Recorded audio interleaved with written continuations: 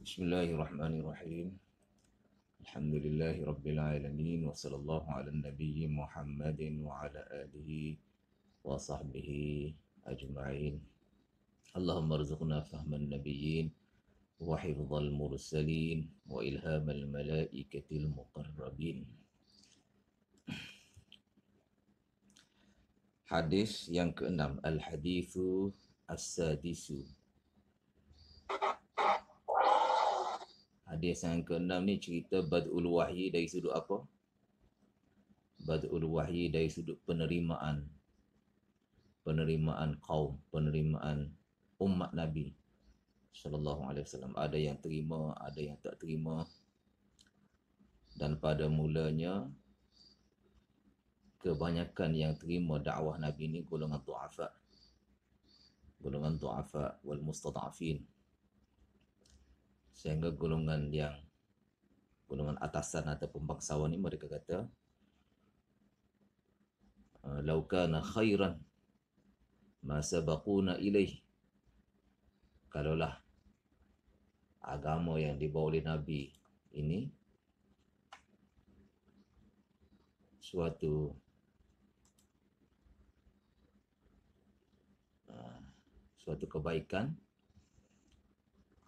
kebaikan, ma sabaquna ilaihi, nescaya tidaklah mereka, yakni golongan du'afa, mendahului kami. Itu mereka punya salah tanggapan lah. Mereka menganggap bahawa segala kebaikan ni milik mereka. Apa saja kebaikan, apa saja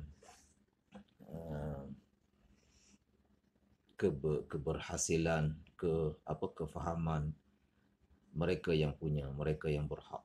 Jadi sehingga perkara iman pun mereka menganggap begitu.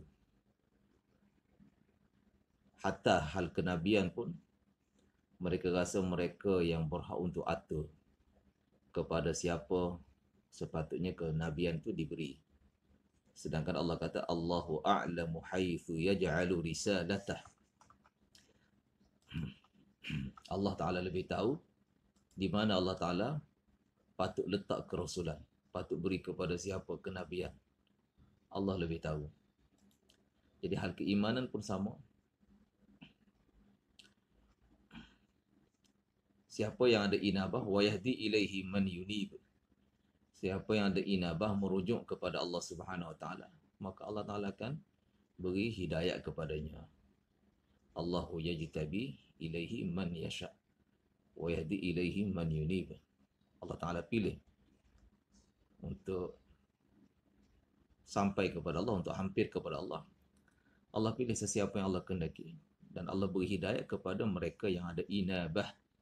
Ada sifat apa? Sifat merujuk kepada Allah Subhanahu wa Ta'ala. Dalam hadis yang ke-6 ni, bad'ul wahyi dari sudut itu. Ada golongan, ada umat ni yang menentang Nabi, ada yang menerima, ada yang memerangi. Abu Sufyan and the gang, Abu Sufyan dan gengnya menentang Nabi, memerangi Nabi pada mulanya. Dan yang beriman pada Nabi pun ramai juga. Kemudian ada juga dari kalangan umat yang bersekitaran dengan Hijaz, bangsa Romawi, bangsa Farsi, macam mana penerimaan mereka. Ini yang dicerita dalam Al-Hadithu As-Sadis. Wa bihi qala haddathana Abu al-Yamani Al-Hakam ibn Nafi' qala akhbarana Syu'aib an az-Zuhri. Abu al-Yaman ini merupakan salah seorang guru Imam Bukhari. Beliau mengambil hadis daripada gurunya Syu'aib bin Abi Hamzah. Syu'aib bin Abi Hamzah, beliau ambil hadis secara ijazat daripada kitabnya. Maknanya Syu'aib bin Abi Hamzah mengijazahkan kitabnya kepada Abu al-Yaman. Tapi walaupun dia punya tahammul hadis tu, menerima hadis tu dengan secara ijazah gitu, dia menggunakan juga istilah simak ataupun akhbarana. Maksudnya kalau ikut kebiasaan muhaddithin untuk ijazah gitu tidak digunakan istilah akhbarana semasa adaul hadis. Kalau masa tahammul, kan dalam belajar hadis ini ada dua proses. Satu proses tahammul. Tahammul maknanya menerima hadis daripada syekh. Proses yang kedua proses adaul hadis, yakni menyampaikan hadis. Secara biasanya kalau masa tahammulul hadis, tahammul itu dalam bentuk ijazah, menerima ijazah, syekh sekadar ijazah saja. Syekh tidak memperdengarkan hadis, sekadar ijazah saja. Biasanya tidak digunakan istilah akhbarana ataupun sami'na dan sebagainya. Akhbarani ke akhbarana ke sami'tu ke, itu tak digunakan. Sebab tahammulnya dalam bentuk ijazah. Ijazah, sekadar mengijazahkan kitab. Tapi di sini Abu Yaman ni guna istilah apa? Akhbarana Syu'aibun. Boleh ke tidak gitu? Ya, jawapannya tengok Al-Hafiz Al-Zahabi, Imam Al-Hafiz Al-Zahabi buat syarat. Boleh dia kata, tapi bukan umum. Boleh dengan syarat, satunya apa dia? Rawi mujazlahu tu thiqatun thabtun. Rawi mujazlahu, rawi yang diijazahkan itu macam di sini Abu Yaman. Abu Yaman seorang thiqatun thabtun. Thiqah dan thabt. Rawi mujazlahu thiqatun thabtun, itu satu syaratnya. Yang kedua, kitab al-mujaz, al-kitabu al-mujaz, kitab yang diijazahkan itu, kitab tu bersifat dengan itqan dan dhabt. Kitab tu dia punya penyeturannya, dia punya penyimpanannya ataupun dia punya dhabt hadisnya itu dhabt yang mutqan, dhabt yang ada itqan. Maka dengan dua syarat ini boleh perawi berkenaan, di sini Abu Yaman lah, boleh menggunakan semasa adaul hadis, semasa menyampaikan hadis, boleh dia gunakan istilah akhbarana ataupun sami'na dan sebagainya. Walaupun pada hakikatnya dia tidak dengar pun daripada syekh. Tapi dengan dua syarat tadi.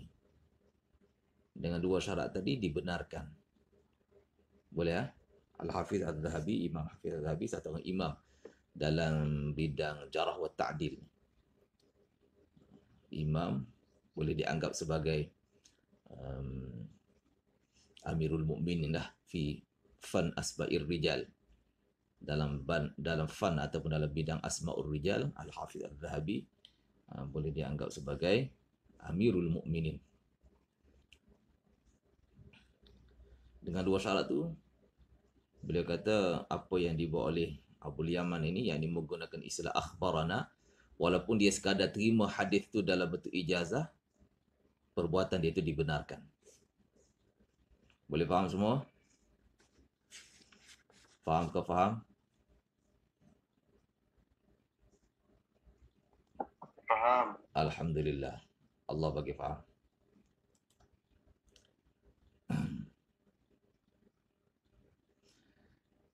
Kemudian, qala akhbarana Syu'aibun 'ani az-Zuhri.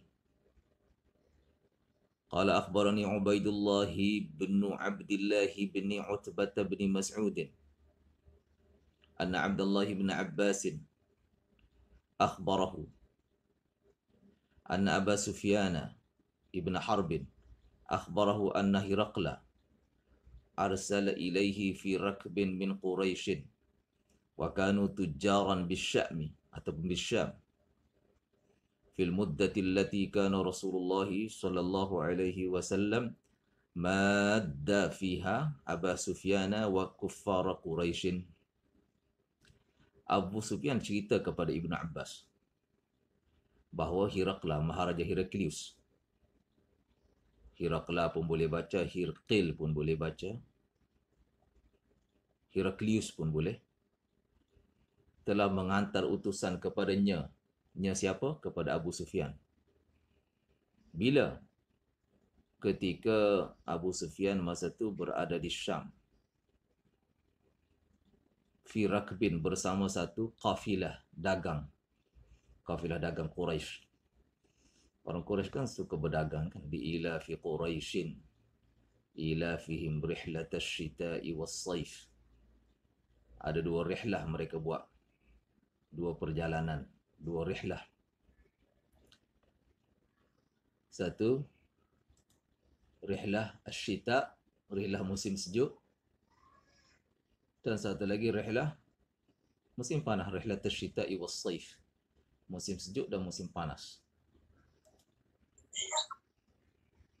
Rihlah tasyita'i was-saif.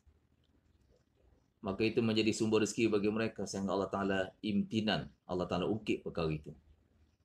Ila fi Quraisy ila fihim rihlat asyita'i was-saif. Falyabudu rabb hadzal bait alladhi at'amahum min ju'. Hendaklah mereka menyembah, mengabdikan diri kepada Allah Subhanahu wa taala yang mana beri makan kepada mereka sehingga mereka tak lapar. At'amahum min ju'. Beri makan sehingga mereka tidak lapar walaupun Makkah ni bumi yang gersang. Wadin ghairi dhi zar'in.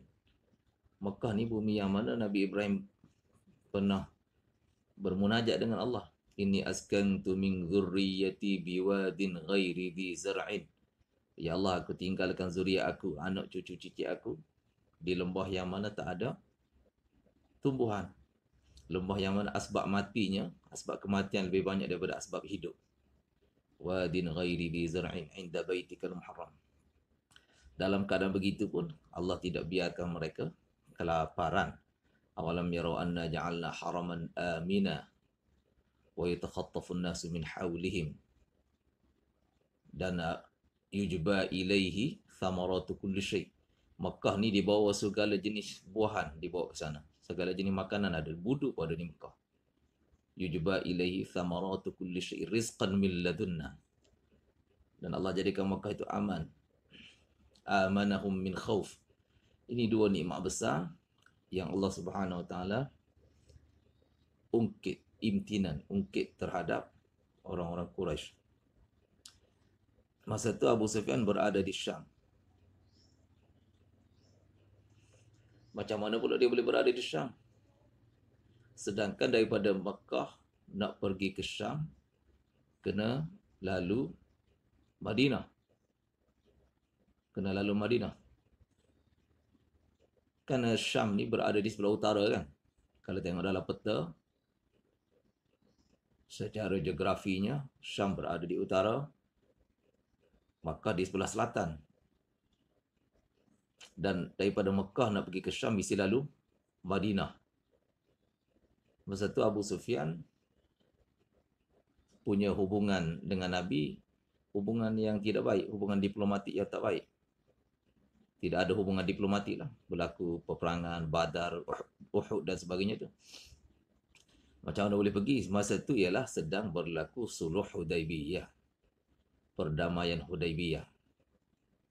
Dalam tempoh tu. Fil muddatil lati kana Rasulullah sallallahu alaihi wasallam madda. Dalam tempoh di mana Nabi sallallahu alaihi wasallam madda ay salaha. Salaha. Salaha maknanya buat perdamaian. Berdamai dengan Nabi sallallahu alaihi wasallam. Suluh apa masa tu? Suluh Hudaibiyah. Dah macam mana pula boleh Heraklius masa tu berada di Syam, sedangkan dia punya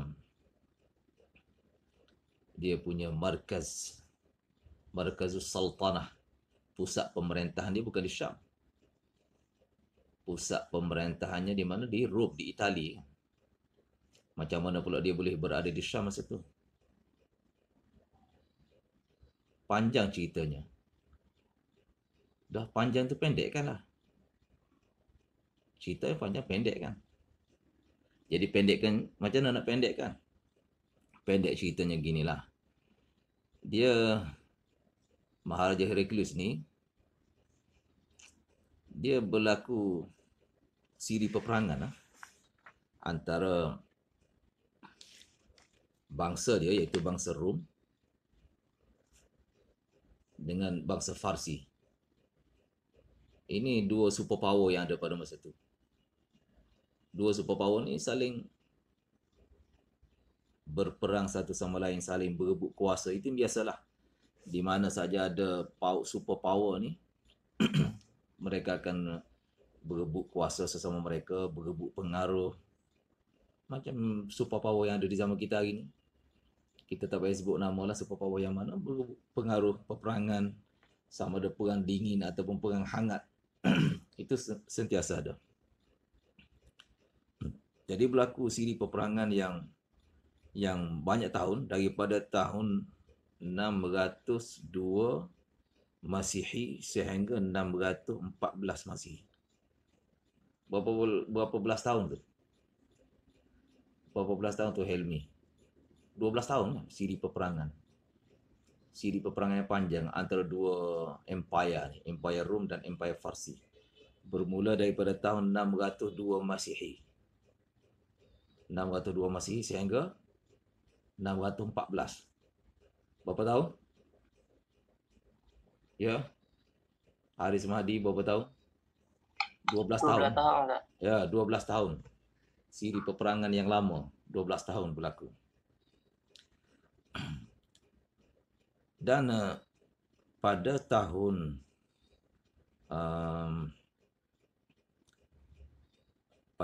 berapa tu Nabi SAW lahir? 570 Masihi.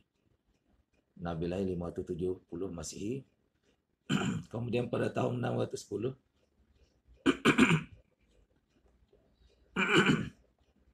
610, yakni selepas 40 tahun baginda dilantik jadi Nabi. 610 baginda sallallahu alaihi wasallam dilantik jadi Nabi. Selepas 40 tahun umur Nabi lah. Nabi lahir 570 Masihi. Dilantik jadi Nabi 610. Betul kan selepas 40 tahun? Selepas 40 tahun baginda dilantik jadi Nabi.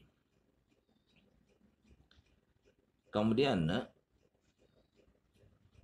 610 baginda dilantik jadi Nabi. 614 tu maknanya berapa?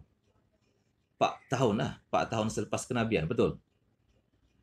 4 tahun selepas kenabian, masa tu bangsa Rom ni kalah. Maharaja Heraklius ni maharaja bagi bangsa Rom ke Farsi? Ya. Zakaria bagi bangsa Rom ke bangsa Farsi? Rom. Bangsa Rom. Masa tu ayat Quran turun tu. Rom. Ya. Masa tu ayat Quran turun, Alif Lam Mim ghulibatir Rum fi adnal ardi wa hum min ba'di ghalabihim sayaghlibun. Telah kalah bangsa Rom. Fi adnal ardi, di bumi yang hampir dengan bumi orang Arab. Sebab mereka punya empire ni ataupun wilayah mereka ni sudah meluas dua-dua. Wilayah Farsi, wilayah Rom sudah meluas sehingga mencecah tanah orang Arab, mencecah bumi orang Arab ni. Negara wilayah orang Arab pun masuk ke dalam jajahan mereka. Jadi mereka telah kalah. Fi adnal ardi wa hum min ba'di ghalabihim sayaghlibun. Masa tu Nabi masih di Mekah, belum hijrah lagi tu. 4 tahun selepas baginda dilantik jadi Nabi. Al-Quran ni termasuk dalam ayat tanabbu'at ni. Ayat yang kata wahum min ba'di ghalabihim sayaghlibun. Mereka selepas mereka kalah, bangsa Rom selepas kalah, mereka akan menang balik. Jadi orang musyrikin Makkah, mereka ni memihak kepada Farsi. Bangsa Farsi. Sebab apa? Bangsa Farsi bangsa yang musyrik, sembah api. Secara homofili. Homofili mana satu perasaan. Mereka punya satu perasaan dengan bangsa Farsi. Satu cita rasa. Homofili kan. Homofili maknanya satu cita rasa dengan bangsa Farsi. Bila bangsa Farsi menang, mereka sangat gembira. Orang Quraisy, orang musyrikin Makkah. Dan sahabat pula sedih. Sebab sahabat punya homofili, satu perasaan dengan orang Rom. Sebab orang Rom ni muwahhidin. Mereka berpegang dengan ajaran Nabi Isa, walaupun ajaran tu ajaran yang sudah muharraf, ajaran yang sudah dipesongkan. Tetapi masih adalah dia punya semangat tauhid tu masih ada kan. Ajaran Nabi Isa ni mengalami tahrif kemudiannya. Asalnya ajaran Nabi Isa ajaran tauhid. Bila Allah tanya Nabi Isa, wa idh qala Allahu ya Isa, apa tu?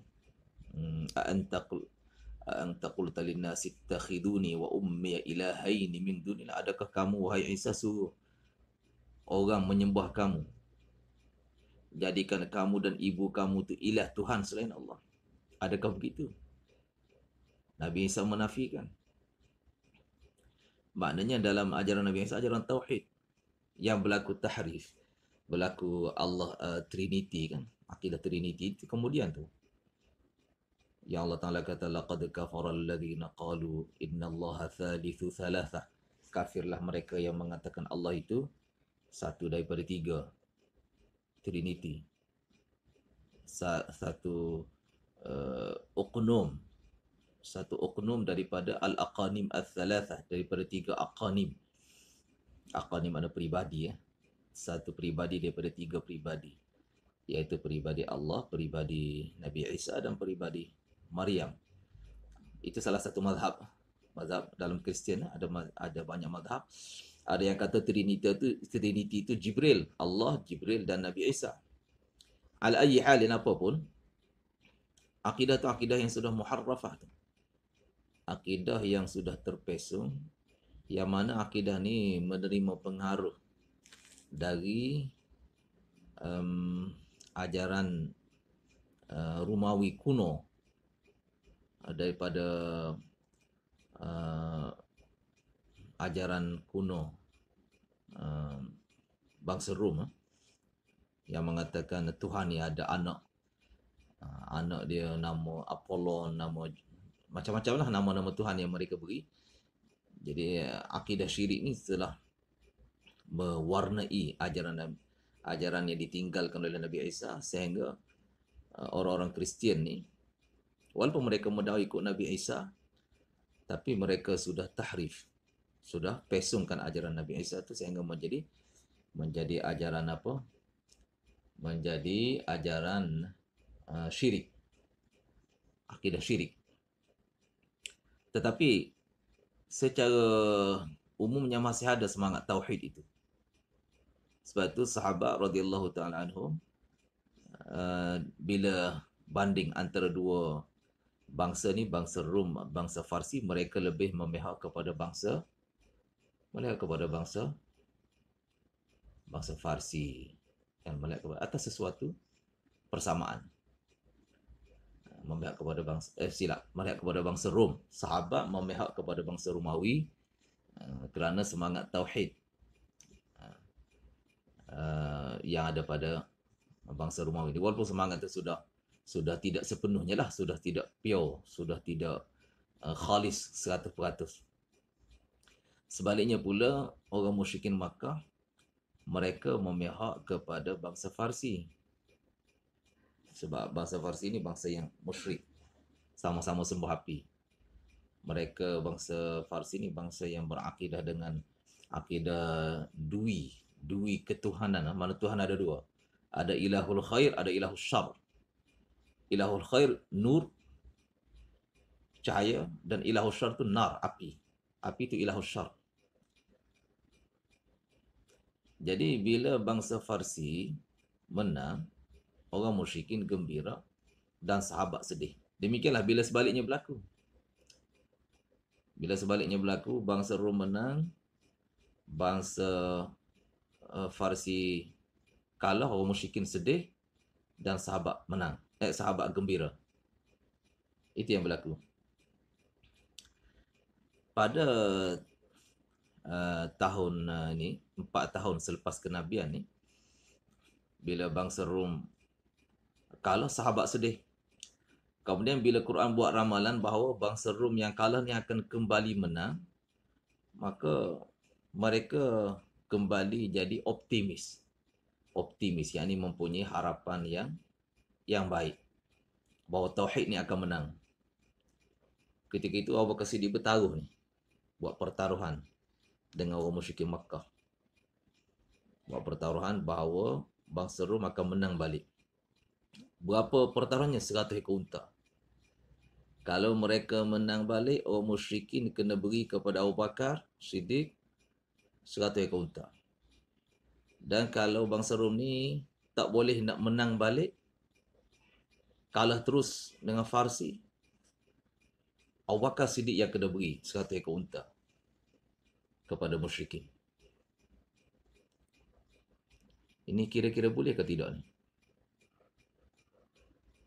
Berjudi ini kan berjudi kan, pertaruhan.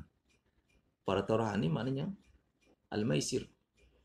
Innamal khamru wal maisiru wal ansabu wal azlamu rijsun min amali syaitan fagtanibuh. Fagtanibuh. Ada dalam Quran fagtanibuh?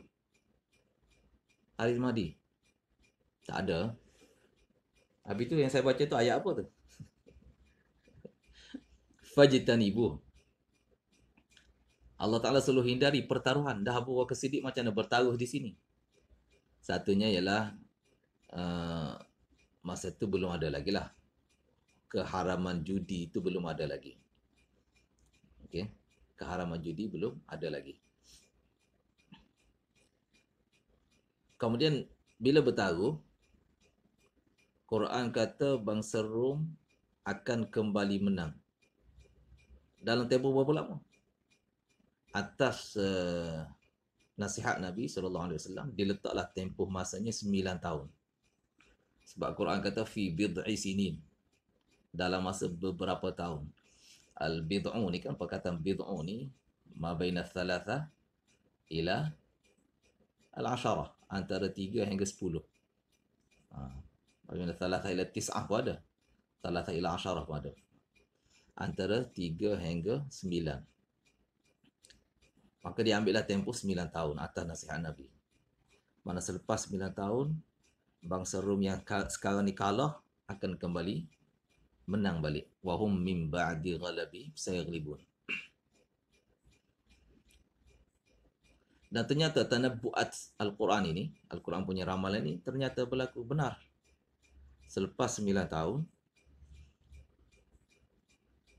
orang Islam, sahabat Nabi menang perang Badar. Dalam masa yang sama, bangsa Rom pun kembali menang ke atas bangsa Farsi. Jadi orang Islam gembira 2 kali ganda masa itu. Gembira kerana mereka sendiri menang dalam perang Badar, dan gembira kerana bangsa yang memihak kepada tauhid, iaitu bangsa Romawi, menang ke atas bangsa syirik, bangsa Farsi. Dan orang musyrikin pula sedih 2 kali ganda. Sedih 2 kali ganda. Sedih, satunya sedih kerana mereka kalah dalam perang Badar. Yang kedua kerana mereka punya tentera sokongan mereka kalah. Macam hari ni lah, kalau dia sokong mana-mana pasukan kan, tiba-tiba pasukan tu kalah. Sedih kau sedih? Sampai botak kepala pun ada kan? Dia sokong Red Warrior, tiba-tiba Red Warrior kalah. Dia sokong apa? Tak payah sebut lah, banyak lagi lah pasukan lah, macam-macam lah. Jadi bila pasukan dia tu, walau tak ada kena-mengena pun, tak kena pun. Kalau dia sokong Zidane tak kena pun dia. Macam mana bila Zidane kalah, pasukan Zidane kalah, dia pun sedih. Itu nama dia homofili. Dia panggil teori homofili, teori satu perasaan atas sesuatu sebab. Orang punya satu perasaan ni dengan mana-mana pasukan, dia ada sebab dia lah. Boleh jadi satu negeri, boleh jadi satu agama, boleh jadi satu bahasa dan sebagainya lah. Yang pentingnya itu tak ada faedah. Tak ada faedah. Apa duk sokong pasukan tu, sokong pasukan ni, buang masa aja.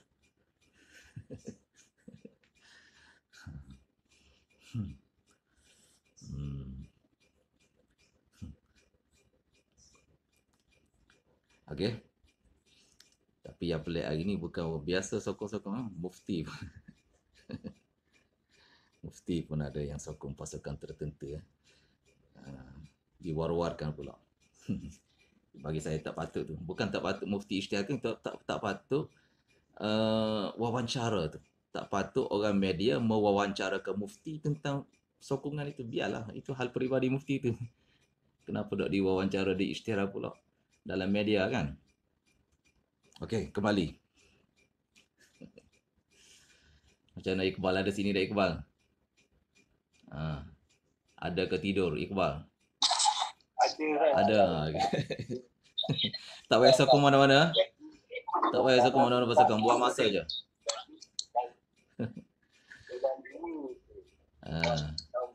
Okey, jadi masa ada sikit lagi ni. Itu yang jadi bila okey. Bila apa tu?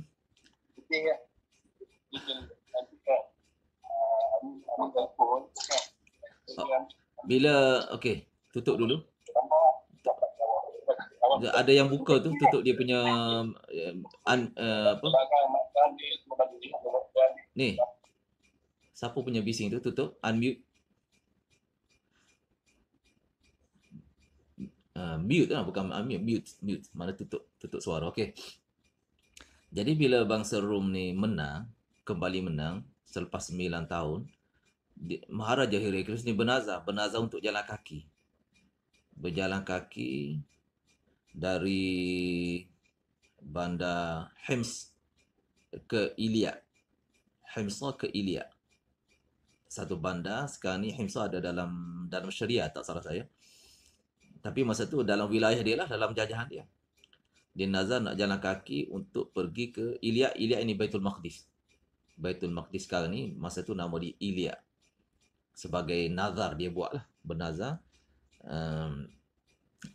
Sebab dia ni orang yang apa, beriman kepada Allah. Orang yang apa, masih ada apa tu, semangat tauhid dalam diri dia tu, beriman pada kitab samawi, kitab Injil. Jadi dia punya bentuk taqarrub dia, nak dekatkan diri pada Allah dengan dia bernazar untuk jalan kaki ke Baitul Maqdis. Jalan kaki ke Baitul Maqdis. Itu yang jadi pada masa tu, ketika masa dia tunai nazar dia tu, masa tu Sulh Hudaybiyah. Soalan timbul, kenapa dia menang perang Badar? Dia menang pada tahun 1 Hijrah, lepas lebih kurang 6 tahun. Baru dia tunai nazar dia. Kenapa begitu? Iskal timbul tu. Dia menang ketika perang Badar lebih kurang 1 Hijrah.